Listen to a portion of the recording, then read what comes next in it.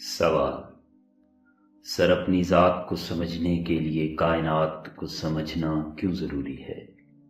جواب: کائنات کے بارے میں اللہ کا ارشاد ہے کہ سبحان اللہ ما فی السماوات والارض، زمین اور آسمان میں جو کچھ بھی ہے اللہ کی تسبیح بیان کرتی ہے۔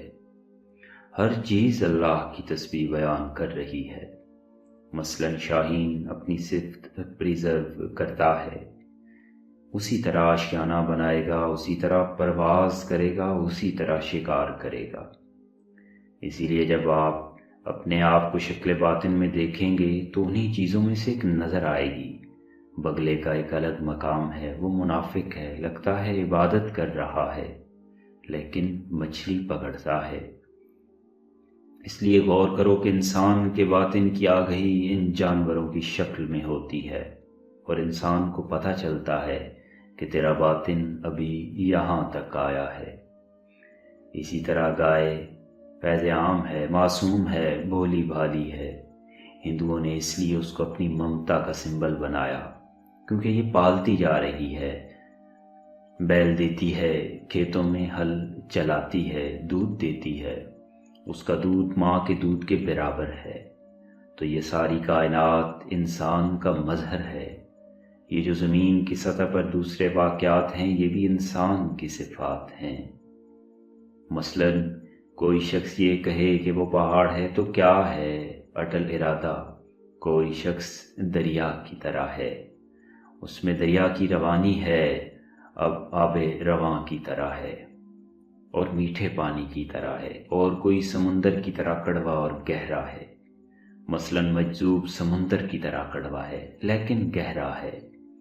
صحرا کا ذکر آئے تو یہ مکمل طور پر شاعروں کا لفظ ہے۔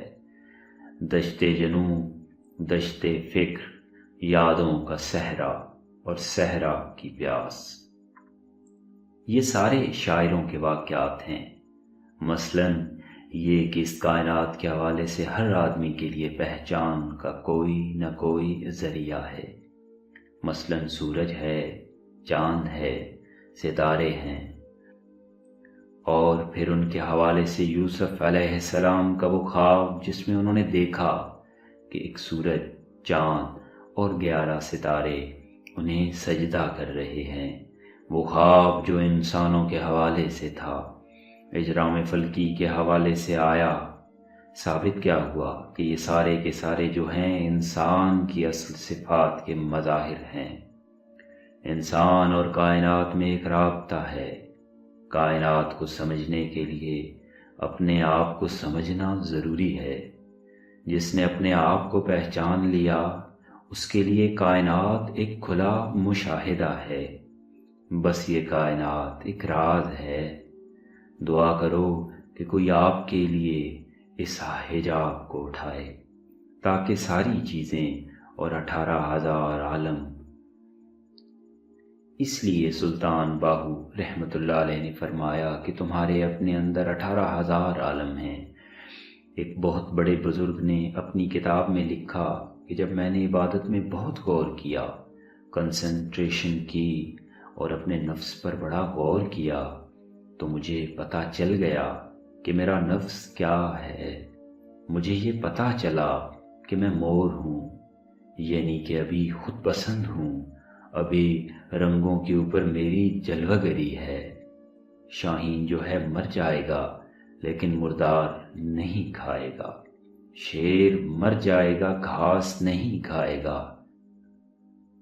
یعنی کہ ان فطرتوں کو اور ان صلاحیتوں کو ان کے مقام پر پریزرو کرنا یہ ان کی عبادت ہے۔ انسان انسانیت سے نیچے جائے گا تو گیدڑ بن جائے گا اور کبھی ریچھ بن جائے گا، اور یہ بات بڑے راز کی ہے کہ انسان ہر جانور بن جاتا ہے۔ آپ کسی جانور کا نام لے لو، مثلاً سانپ، تو سانپ جیسا انسان بھی ہے، گیدڑ جیسا ڈرپوک انسان بھی ہوتا ہے، لومڑی کی طرح مکار، شیر جیسا بہادر، اور اسد اللہ یعنی اللہ کا شیر۔ ہر جانور میں انسانی شعور کی صفت ہوگی اور پرندے میں انسانی شعور کی صفت رکھی ہوئی ہے۔ مثلاً وہ گدھ ہے، مردار کھاتا ہے، اونچا اڑتا ہے۔ گدھ انسانی مزاج کا نام ہے۔ شاہین چونٹی سے کہتا ہے، تو رزق اپنا ڈھونڈتی ہے خاک راہ میں افلاک کو بھی نہیں لاتا نگاہ میں۔ چونٹی نے پوچھا شاہین سے کہ کیا بات ہے، تیرا مقام کیوں بلند ہے؟